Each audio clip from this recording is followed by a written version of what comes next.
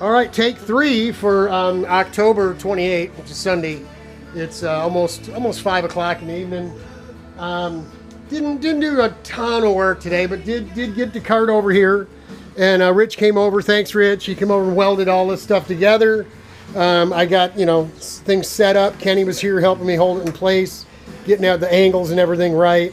Rich tacked it together and then did all the welding and stuff, got it all welded in place. So we're good to go there. I start making template for the floor tray. I'm gonna have to make a bunch of pan tabs, at least 2, 4, 6, at least 8 pan tabs just for the floor tray. I mean, that's your rear end, right? And you don't wanna be floating, bouncing below the frame rail level.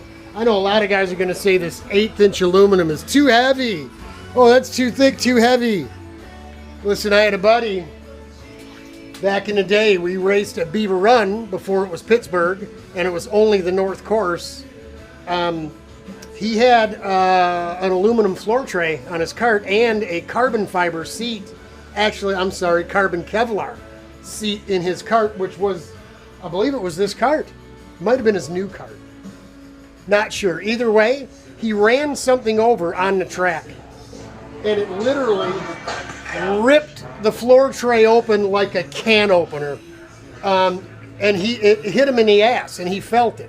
So you guys want to run around on 065 aluminum, knock yourself out. Me, I'm going with 1/8" because I like my can right where the Lord split me. I don't need any additions going on there. So we'll go with 1/8" here. Maybe a little less than that, 085 or something, maybe up on the rest of it. I don't know. I don't know what we're going to do up in here yet. We're not going to get too crazy. We're at this point. We got a lot of work to do on the old secret project. You see, I'm purposely not pointing you over that way, but everything's covered. We'll just count to 3. 1, 2, 3. Take a look. See, it's all covered. You couldn't see it. I'm not going to give anything away, but we got a lot of work to do on that thing this week, next coming weeks. And especially after Gingerman to the October test, we really would like to get this thing into the owner's hands so he can get a test run on it. Talking with him, we already kind of know this is a Daytona project. The car is already proven. It's already shook down and proven. So it's really just the changes we're making, and I can't share that with you either. That would have to be tested, but we're pretty excited about this. The opportunity, we may be able to get this car in a position to just get it to Gingerman. It might not be perfect, right? We'd like to take the rest of it, just remove this panel here and just cut the whole tank, top, bottom, everything. Just cut it right down and remove all this just to give me some more shoulder area room, move me over a little so I'm not too tight up against here.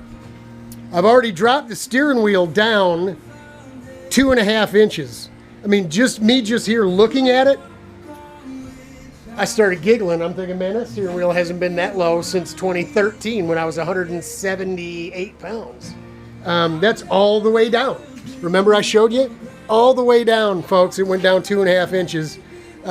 We'll take it. If we got a little extra room yet, that's okay. But just looking at the height of the steering wheel compared to the fiberglass, compared to the way it just was, wow, what a difference.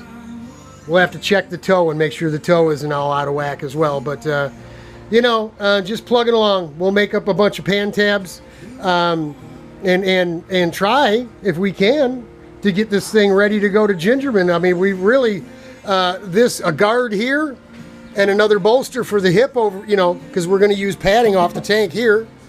Unless we rework the tank eventually, maybe we just add more fuel tank here and use that for fuel. We're going to raise the whole top up, right up underneath the side panel. And if we're going to cut some of this out and take volume out of it, we'll just add it back here and we'll add it to the height. And hopefully we'll end up with 4 gallons, the 4 gallons we need to run 45 minutes at Daytona. But we already kind of know what we want to do over here. We can do the same type of thing we're doing here with a clamp. We got the Rigetti Rodolphi clamps that we didn't use here. We can clamp on here. We got some 90-degree bent tubes just like these, and we can just run right over and drop down onto a locking collar or something. We can just clamp onto here.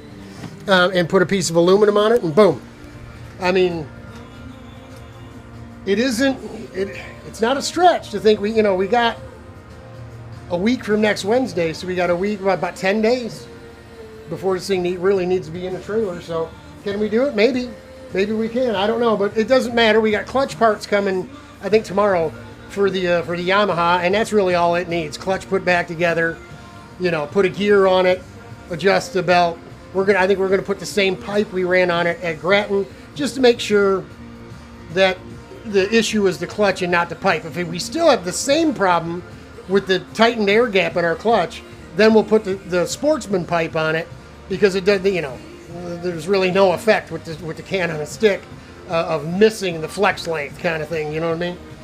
And then we'll go from there. But one way or another, we're going to get out of here for the weekend with the wife and the kids, and go hang out at Gingerman and have some fun. So enjoy your Saturday or Sunday. Sunday feels like a Saturday, doesn't it?